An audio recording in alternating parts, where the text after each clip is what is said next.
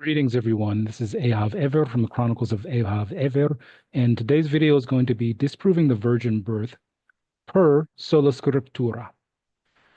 Now, I saw this response from one of the people who I sometimes listen to who does videos against missionaries, Yehuda Yisrael. I'll put a link to his channel, which you can see in the description box. And he did a video recently concerning the missionary group known as So Be It, concerning a video they did called Debunking the Virgin Birth. This commenter thinks so. Isaiah 7:14. I decided not to go and try to do like the whole video itself, but I always like to pick up little pieces of some of the things that they mentioned.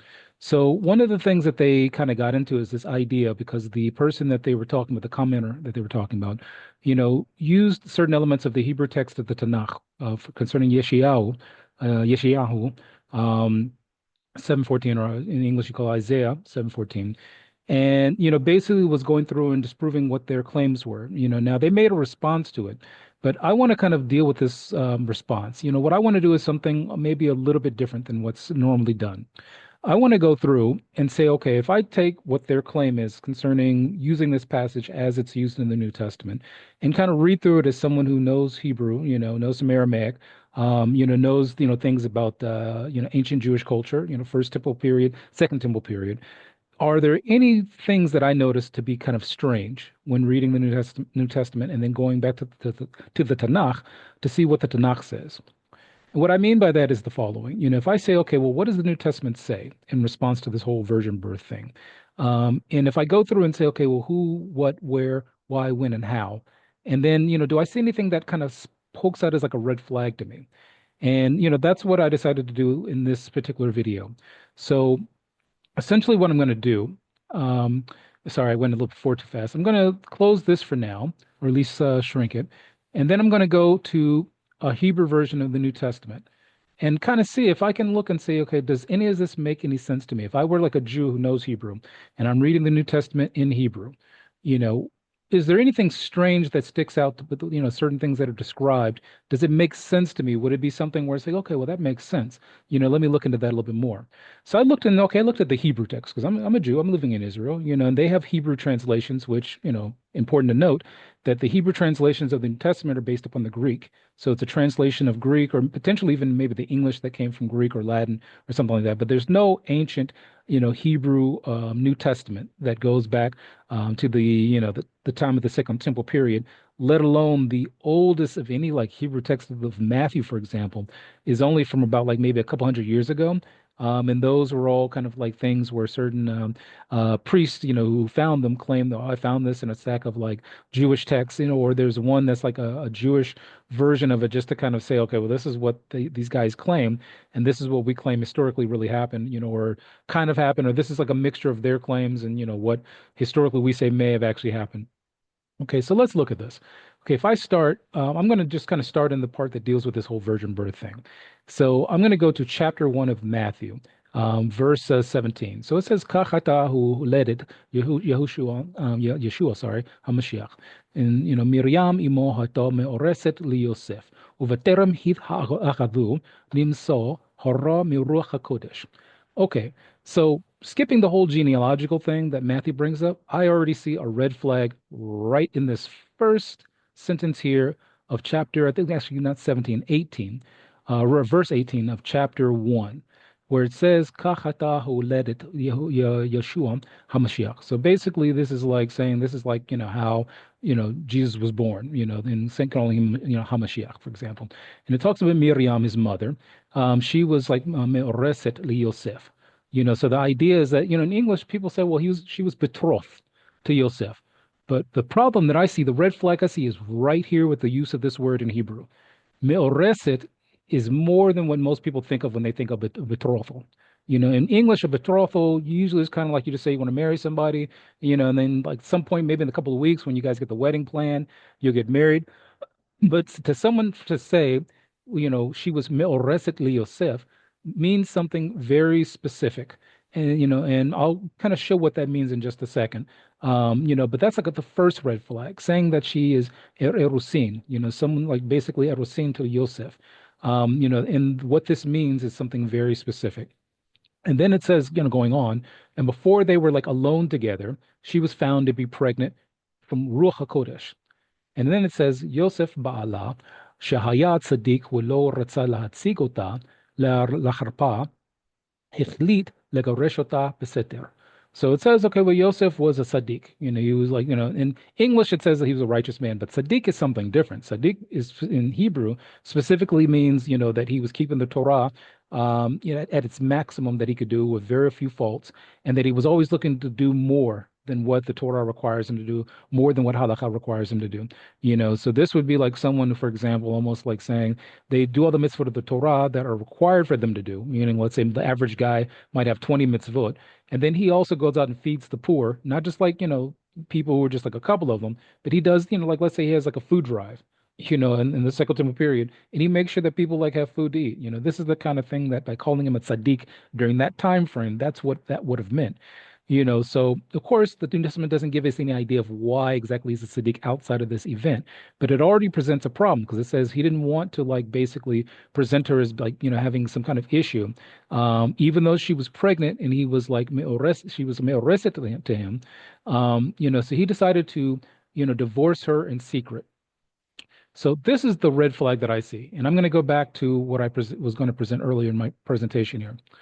Okay, so when it says me'oreset to Yosef, the interpretation of that, the understanding of that, is that he had what's called Erusin. Erusin in Jewish context during the Second Temple period would have meant that this is the first stage of the marriage process. Okay, and we'll look at just a second this word here, kiddushin, because that's connected to what it means to be in betrothal. So it essentially says this is from the Rabbi Steinsaltz. Um, Basically, it's like I forgot what you call it. It's almost like a description of halakhic terms that are used in the Talmud.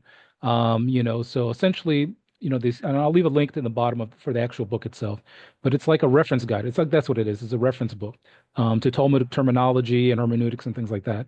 And it explains that this idea of erusin, this idea that the New Testament claims that Yosef had with Miriam, the bond created by erusin is so strong that after betrothal, a woman requires a divorce before she can marry another man. Okay, that's clear enough. And that's what the New Testament is getting at, here. It says, similarly, sexual relations with other men are considered adulterous and are punishable by death. At this stage, the betrothed couple may not yet live together as man and wife, and most of the couple's mutual obligations do not yet apply. So we're going to look at also this issue of the word kiddushin, what it means. Betrothal, little consecrations. The act by which a woman becomes betrothed to a man. In principle, there are three ways of betrothing a woman: with money, kesef, or with something worth money, such as a ring, which the bridegroom gives to the bride, with a document, a shatar, in which he attests that he is betrothing the woman, and three, by sexual intercourse, bia. The third method, meaning the sexual intercourse part, though legal, was forbidden by the sages to prevent, lasciviousness, meaning that, someone hasn't fully married her yet, but he's going to try to have relationships with her, and then he could say later, oh, I don't want to do this anymore. They wanted to prevent that. The basic thing is that being physically intimate between a man and a wife comes after they've fully been married, but not at the point that, Yosef was at. So this is what the New Testament is getting at here. That Yosef all of a sudden finds out she's pregnant, and then he decides, okay, I'm going to quietly put her away because I'm a tzaddik. I don't want to like bring a bad name upon her. But I'm going to explain in just a second, based on the information we know halakhically, why his actions don't make any sense and how by doing what he did, he already would have been giving her a bad name. So it says all three methods require the act of betrothal be performed willingly by both the man and the woman. If she is a minor, her father must approve, and that there be two proper witnesses to the act. Now, here's where we get into the problematic issue with what the New Testament is saying. In order for Yosef to have like this statement of Miriam meoreset le Yosef, it means that essentially, especially during the Second Temple period, she more than likely would have had to have been living with her father, because during the time of the Second Temple period, most Jews would have married someone who was considered like, let's say, a virgin, which is the whole thing, this whole virgin birth thing. She would have only been like, that would have only been valid somewhere around the age of like 12 to about 19, so she would have still been living with her father during that time in history. So that's one issue. The fact that he had to have two proper witnesses to the act is another thing. So this would have been known that he was basically had erusin. So this act of being betrothal, this would have been publicly known to everybody that, hey, Yosef, basically proposed marriage to marry Miriam. Now, here's the thing that most people don't understand who don't know Jewish history of this time. To basically have done this, Yosef would have had to have gone to Miriam's father and probably potentially the male members of her family and said, I want to marry your daughter, your sister, and I'm presenting to you, like, for example, a certain bride price. And then his family, Joseph's family, and Miriam's family would, the men in the family would have sat down and made an agreement about the whole marriage thing. And that would have started the process of Erusin. So that would have meant that Miriam's father says, okay, my young girl Miriam can't be with another, she can be with another man privately anyway, but she's, basically agreed to marry this guy. She's off limits to everybody. So that process of him having erusin would have made it, she's closed off everybody. So what does that mean in terms of the social structure? That would have meant that Miriam, or Mary, as you want to call her in English, she would have mainly been around women. That means that her mother, her sisters, and any friends she would have that were female, that's predominantly who she would have been around. And in fact, during the culture of that time, even before that, that's mostly would have been around. So let's ask ourselves the question, if this is the case, and if, going back to, the information here, if we accept that the New Testament is saying something correct here, that Miriam, the mother of Jesus, this mentioned here, was, basically an erusino me'oreset li Yosef, basically betrothed to him in the way that I just described, and that they hadn't yet been together yet, because again, this is all describing halakhic terminology. I mean, if this is not, according to what I just said, there would have been no reason to say that they hadn't been together yet. In fact, they couldn't even have lived together during this period of time, according to Jewish, tradition of the time. And it says that, she was found to be pregnant with Ruach HaKodesh. Now, first of all, here's one issue. Who says that she was pregnant by Ruach HaKodesh? How would have anybody have known that? Where did that come from? Who found her? Who's the one who found her? Because it says Nimza'ah. That's the translation that whoever translated this from Greek into Hebrew chose. She was found to be pregnant by Ruach HaKodesh. Well, if Yosef knew she was pregnant by Ruach HaKodesh, why does it say that he wanted to privately divorce her? And it doesn't just say nicely send her away. It says legaresh here means to divorce. Okay. So, and it says he wanted to do so baseter, in private. Now, here's the problem. Remember how we said earlier, by the fact of him initiating this process that's mentioned here, this me'oreset, it would have required him to have, first of all, gotten the agreement of her father. She also would have had to agree, which would have been a public thing. And also, he would have had to have two witnesses. This means that everybody would have known that they were supposed to be married, and everybody would have known that that they hadn't been living together yet, and everybody would have known that he all of a sudden divorced her. They would have said, why? Why is he all of a sudden divorcing her right now and they haven't even been together physically? What reasoning would there have been for that? Now, the other issue is that if he knew she was pregnant, if Yosef was able to physically look at her, know she was pregnant, even though they had not been alone together yet, then that means that everybody else would have known the same thing. So, for example, Miriam, Mary, her family would have known. Mary's sisters, her mother, they would have known. Her father had to have known. If Joseph could see it, why couldn't they? Why wouldn't they have known? Now one of the things I think that happens, especially when people put a modern Western spin on this kind of stuff. It's not like Miriam was out there like living by herself in private in her own apartment and like upside Bethlehem, and and she could have been privately pregnant. Nobody would have known about it. She would have been living amongst a community of Jews. They're just that would have been the situation. And if Yosef would have noticed it, Yosef's friends would have noticed it. Hey, like, wait a minute, the girl you're supposed to marry, Miriam, she looks like she's pregnant. She wasn't like, the belly wasn't popping up that long ago. And then this also questions the time frame. Okay, well, wait a minute. How long of a process are we talking about here? He basically goes out and says, I want to marry your daughter. Usually a typical ancient Jewish wedding of this nature could have been like about a month or two or something like that. But within 2 months, he knew she was knew she was pregnant. This kind of boggles the mind, because again, you're not given a lot of time frame here. So that's the problem with this thing. By him even divorcing her the way that the New Testament describes, he's basically publicly, making her a public issue here.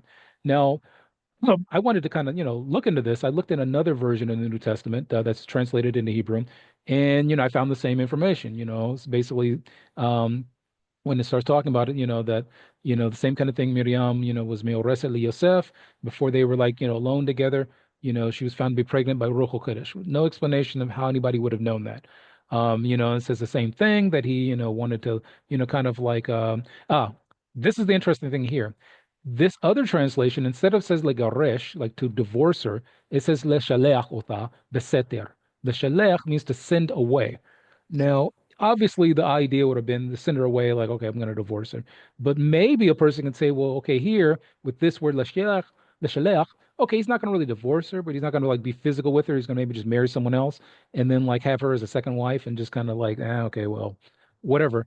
But again, it gives the same impression, but it's a different word here, leshalech, rather than legaresh. Leshalech, again, depends on what the authors, understood to be meant here by divorce or sending her away. So going back to like the first one that I was looking at, this is where it gets into the issue of this explanation that all of a sudden, like, before Yosef, could have like divorced her, that all of a sudden he like had a dream one night, and it says here a malach, or in English you would say an angel, but malach is something different, especially given the fact that it says at night when he was dreaming, this happened, and it says that Yosef ben David.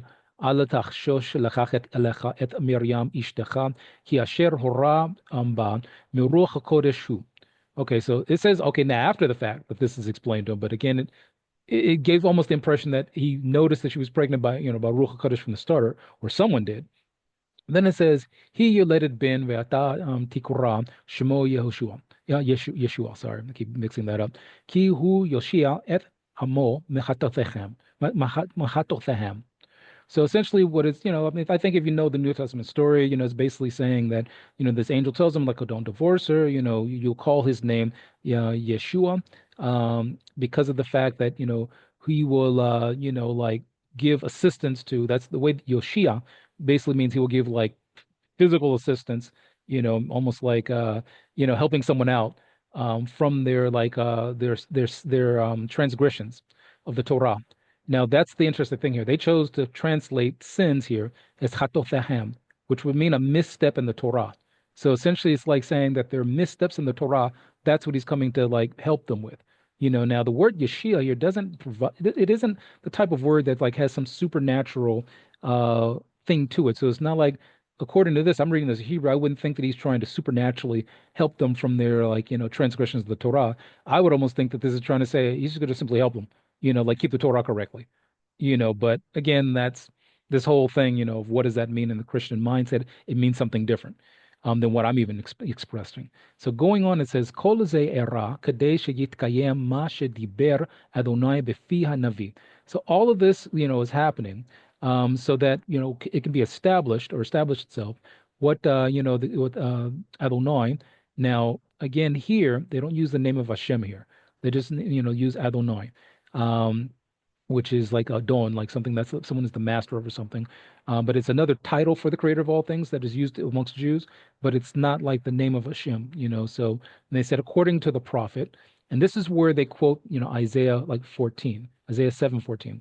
And it says, Hine ha'alma hara v'yoledet ben wakarat shemo Immanuel. So here's what's interesting about this particular issue. So they're saying that this particular line in the prophecy of Jeremiah, sorry, not Jeremiah, of Isaiah, is essentially, what this angel is saying, concerning this whole thing of Miriam or Mary being pregnant by Ruach HaKodesh. And it's to fulfill a particular like line in the book of Isaiah. Now, one of the problems I would face, and this is the next red flag I would bring up, I'd say, okay, well, hey, wait a minute. Hine Alma hara v'yoledet ben v'karat shemo Immanuel. Then I would look and say, okay, well, wait a minute. According, knowing what this means hine, like here, right now, here, ha'alma, here is the Alma. Now, what's interesting is that this particular text does not provide any what's called ta'amim, meaning that it doesn't provide the understanding of the trope that's supposed to be in the text of Isaiah. So it says, Hara v'yoledet ben v'karat shemo Immanuel. So that, according to that, even this, particular statement, his name shouldn't be what they say here, Yeshua. It should be Immanuel, because that's what this particular prophecy they're claiming says. But here the angel says, "I'll call him Yeshua," because he will, like, help them with their transgressions of the Torah. But here, this is something completely different, and doesn't appear to be any real connection between the two. So this is what brings up the question: what does it mean, Hine Alma? Then in like Ha'arawi let it ben v'karat shemo Emmanuel. So the obvious next step is to do the following. I'm going to close the New Testament, and I'm going to go to Yeshayahu, Isaiah, and see exactly where I find that statement. So in order to do that, I would have to, if like, let's say I'm looking, online of Yeshayahu. So I know that they said 714. So 714, according, using a Jewish text of the Torah, I'm sorry, of Yeshayahu, of Isaiah, I would say that that's right here. Now, I come across a problem because it says here, the text that was quoted in the New Testament starts here and goes to right here. But my question is, okay, well, what happened to everything before that point? Everything here. How do I know I can understand, Isaiah, Yeshayahu 7:14, this one line, with ignoring everything before it and everything after it? So let's just take before it, and let's start at the very beginning of verse 1. What is this whole thing about? And verse 1 tells me, Wahi b'mei Ahoz ben Yotham ben Ozi Yahu melech Yehuda Allah Ritzin melech Aram ufatach ben Ramal Yahu melech Yisrael Yerushalayim lemelech Mo'aleho velo yochol lehilachem aleho. So this tells me something, that what's being discussed initially is this idea that the king of the region of Yehuda, or the region of Judah, as people say in English, Ahaz, is basically about to be invaded. He's about to be invaded by an area, a region, or a kingdom known as Aram, and also, and basically, there's like a connection between the king of the northern, tribes of Yisrael, in this situation, and that basically it's a war where he's basically, afraid for what's going to happen.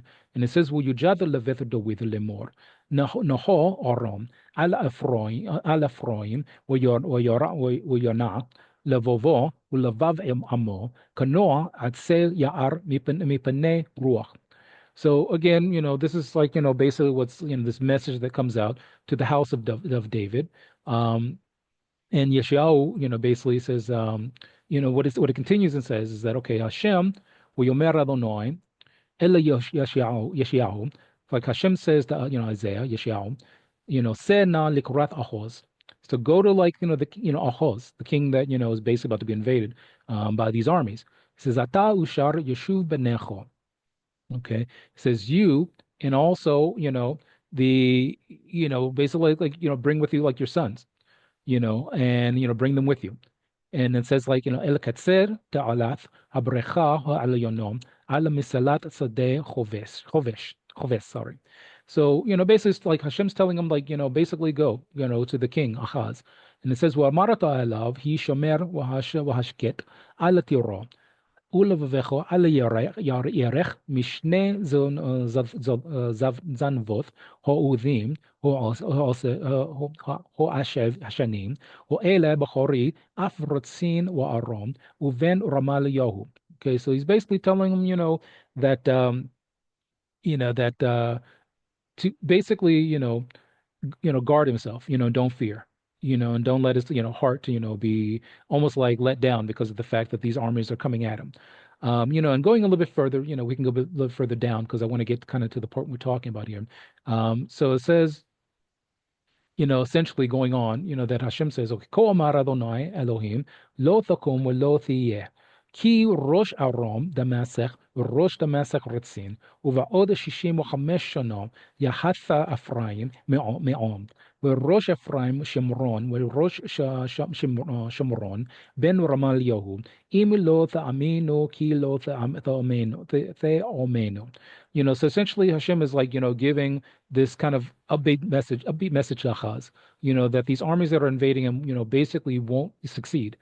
And then it says, continuing, "Yosef Adonai daber al Ahoz lemor, she'al lecha oth me'im Adonai Elohecha, ha'amek she'olo, o hachbea lema'alo." So Hashem says to, tells, the Navi, tells the, the Yeshayahu, to Isaiah, to tell the Achaz, ask a sign, she'al lecha oth, ask for yourself a sign, an oth. Okay, a oath is like a sign, something that from Hashem. So ask, a sign from Hashem. It doesn't like matter like how deep it is, how big it is. Ask a sign from Hashem. That basically is like saying Hashem is going to, protect you from this invasion. But if you need a sign, ask for a sign. And then it continues and says, "Well, yomer ahoz," that's here in this highlighted part I have here. "Yomer ahoz lo esh'al wa lo anaseh et Adonai." So the response of the king of Yehuda, of the region of Judah, about this invasion and about this basically request that Hashem makes of him to ask for a sign. Ask for a sign that I'm going to do these things to help you. Achaz says, no, no, no, I'm not going to ask for a sign. I won't, like ask for, I won't, test Hashem. I won't do that. So the response that Hashem gives, well, Yomar, Shim'ona Beth David. So here now the house of David. Hamat mikem haloth anoshim ki thalu gam et Elohai. So Hashem saying, okay, listen, even without you asking for the sign, listen, the whole house of Bet David, the leadership of the house of David, listen. And it says, Lachen yiten Adonai hu lachem ot. So Hashem says, I'm going to give you a sign anyway. So here's the important aspect of what it says here. Hine ho almo, comma. Now there's what's called a tam here. It's not shown here in this text, but it's a tam that lets you know that hine ha alma is all one thought. Pause, stop and thought. Okay, there's a point which is called revia, which is above it, which lets you know it's a stop and thought. Hara, will you let it bend? Again, all one part of the thought, comma. Wakoroth shemo Immanuel. Okay. So in a second, we'll take a look. Okay. Now the thing is that the Christian concept is that only this line here that I just read to you, that basically when it says lachen yiten Adonai hu lachem ot. So they say, okay, well, this here talks about the sign of Hashem, but only this part here is the sign of Hashem. Hine Alma, like here is like, this young woman, who, is pregnant and will give birth to a son. And she'll call his name Immanuel. And she'll call his name Immanuel. Now, the thing is, that's not the end of the sign. The sign continues going into verse 15 and further, where it says, Hamal udavash yochel ladato ma'os baro uvachor batov. So, basically, like saying butter and like and honey he will eat and know before he knows like may also be able to like kind of choose or be able to say I don't want to have anything to do with anything bad and I'll choose the good the good path so essentially he'll be able to do that but it says ki baterum yada hanar ma'os bara uvachor batov. So before because before he's able to like know to be able to like push away the bad almost and like choose the good ta'azova dama asher oto kotz mipnei shnei malocheho. So essentially, before this child, this woman gives birth, and this child is able to like make these kind of decisions, you won't have to worry about this enemy army that's coming through. And then the rest of it continues with, the promise that Hashem makes. Yavi Adonai alecho v'al amecho al beth avicho yomim asher lo va'u leyom sur Ephraim me'al Yehuda eth melech Ashur. So essentially, that Hashem will bring the situation to you, your people, and your house, and your father, and your father's house. The days that he's basically speaking of, where this invasion essentially won't happen. This invasion won't affect you.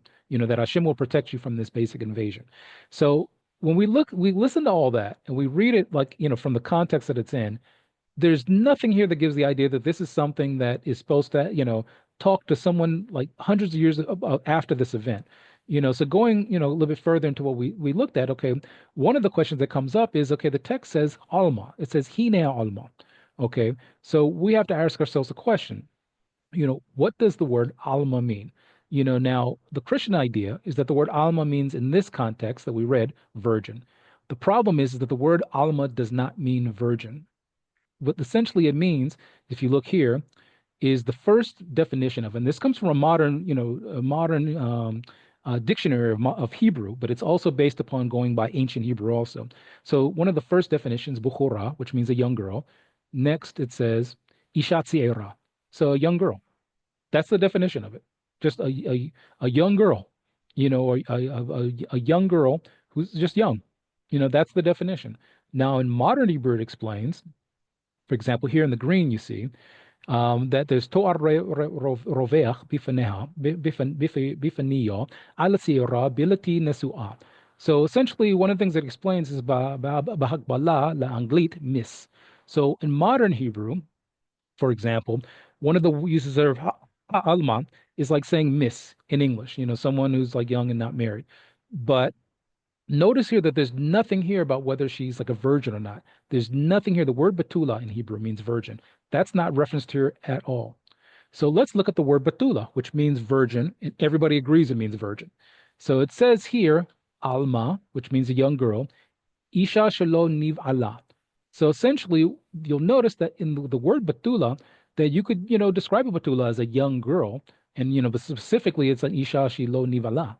So the whole definition of is this is a young woman or a woman who's not, have never been sexually, intimate with a man.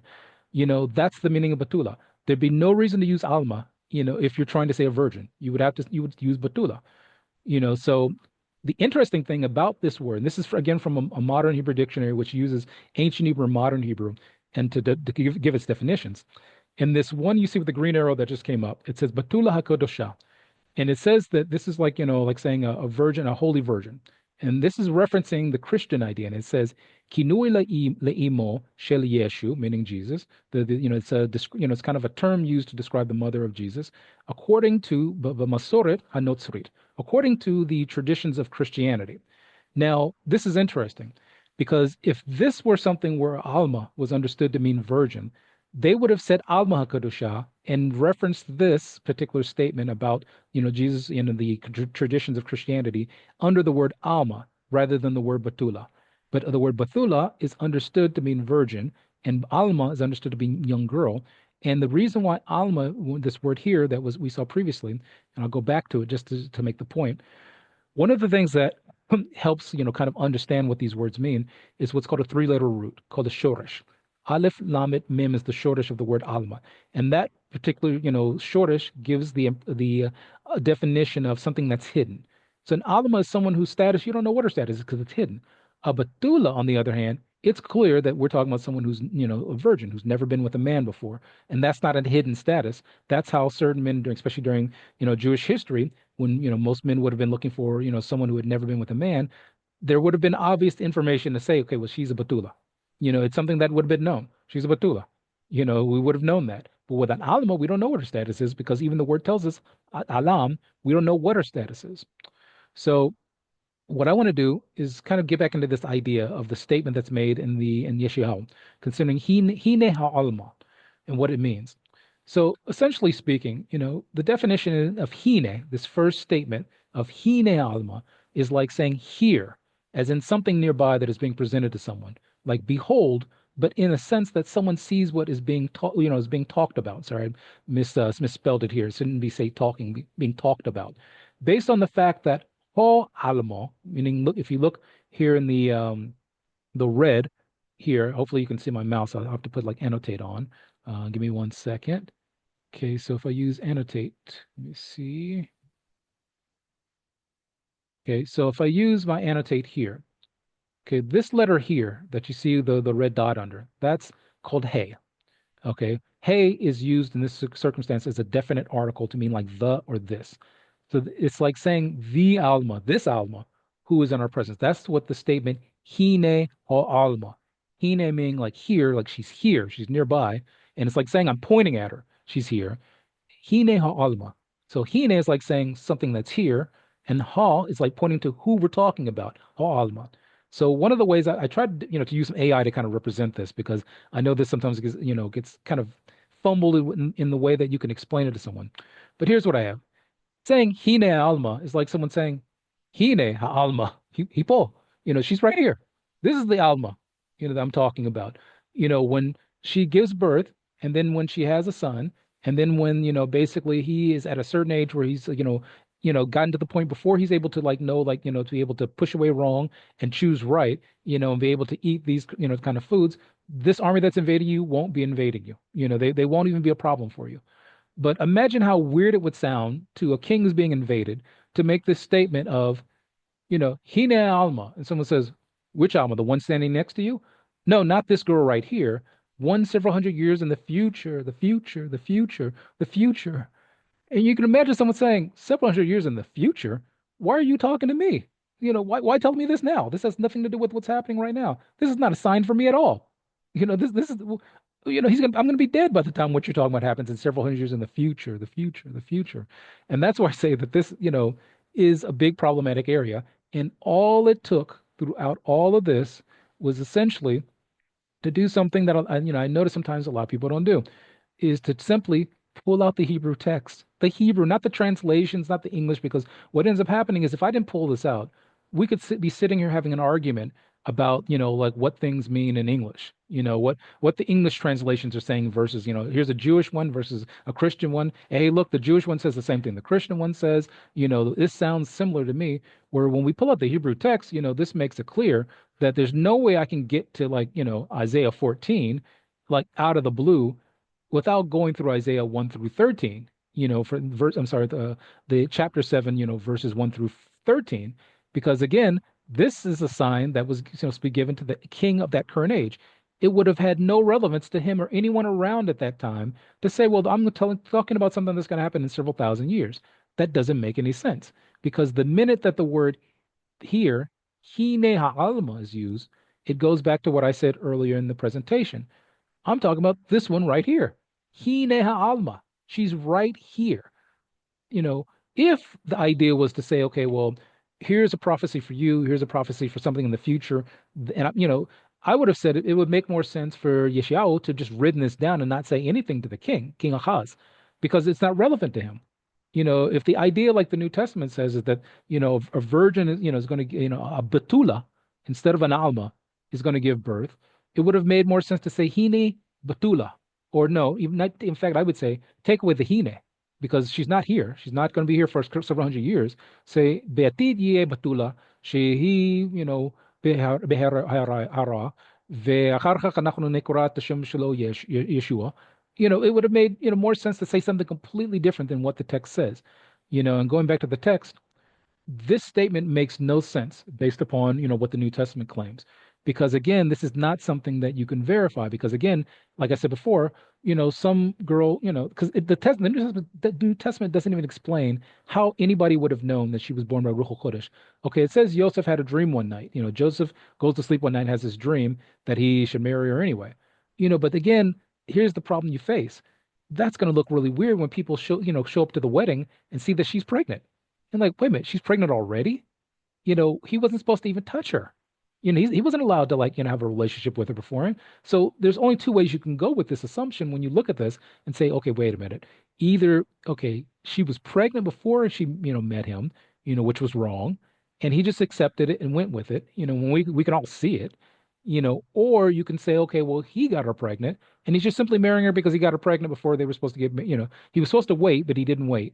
That's how this whole thing looks. As someone who's looking at this critically from a Torah-based perspective, and just even without the Torah, I'm looking at this like just from a textual perspective, and it doesn't make any sense.